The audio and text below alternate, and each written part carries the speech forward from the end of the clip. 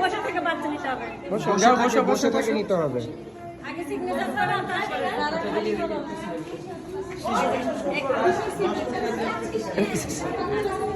আপনার নাম লেখেন, লেখে বাচ্চার বাবা আপনি না? হ্যাঁ